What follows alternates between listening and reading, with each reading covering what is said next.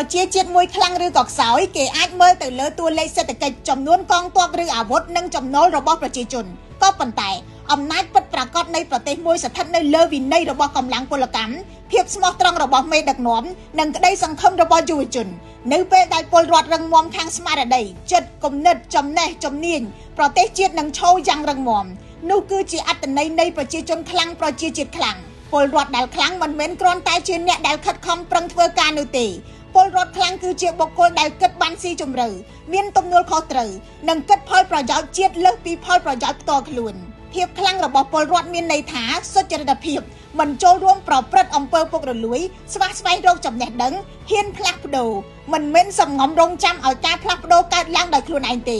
ពលរដ្ឋដែលខ្លាំងប្រកាន់នូវសិលធម៌គុណធម៌និងមេត្តាករុណាដោយយល់ច្បាស់ថាវឌ្ឍនភាពរបស់ប្រជាជាតិមួយអាស្រ័យទៅលើការលើកដំកើងអ្នកដទៃមិនមែនជន់គេដើម្បីឲ្យខ្លួនឯងឡើងខ្ពស់ឡើយ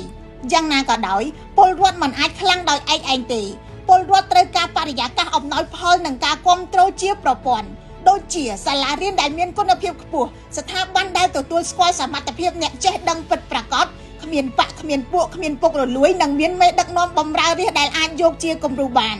រដ្ឋាភិបាលដែលផ្ដល់អំណាចដល់ប្រជាជនរាប់ទាំងសេរីភាពយុត្តិធម៌និងឱកាសជាយានបង្កើនកម្លាំងរបស់ពលរដ្ឋចំណែកពលរដ្ឋដែលមានទំនួលខុសត្រូវធ្វើឲ្យរដ្ឋាភិបាលទទួលខុសត្រូវចំពោះការដឹកនាំទាំងនេះបង្កើតទៅជារង្វិលជុំនៃការជឿទុកចិត្តដែលកសាងអំណាចជាតិពិតប្រាកដ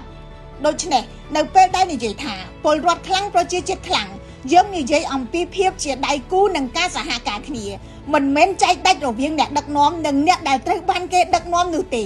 គឺទាំងអស់គ្នាចែករំលែកជោគវាសនារបស់ប្រទេសជាតិកសិករទំនប់បំរុងជាតិតាមភោគផលកសិកម្មគ្រូបង្រៀនផ្ដល់ចំណេះបង្ហាញផ្លូវបំភ្លឺអនាគតទីហ៊ានលះបង់សូម្បីជីវិតការពារទឹកដីសហគ្រិនដាក់ទុនរុញសេដ្ឋកិច្ចចំណែកមេដឹកនាំត្រួសត្រាយសម្រាយផ្លូវពលរដ្ឋម្នាក់ជាចំណែកមួយនៃកម្លាំងរបស់ជាតិប្រទេសជាតិមួយរីកចម្រើននៅពេលដែលប្រជាជនរួមគ្នាកសាងជំនួសឲ្យការស្ដីបន្ទោសគ្នាទៅវិញទៅមកខ្ញុំរស់សុធាពី News Today NTTV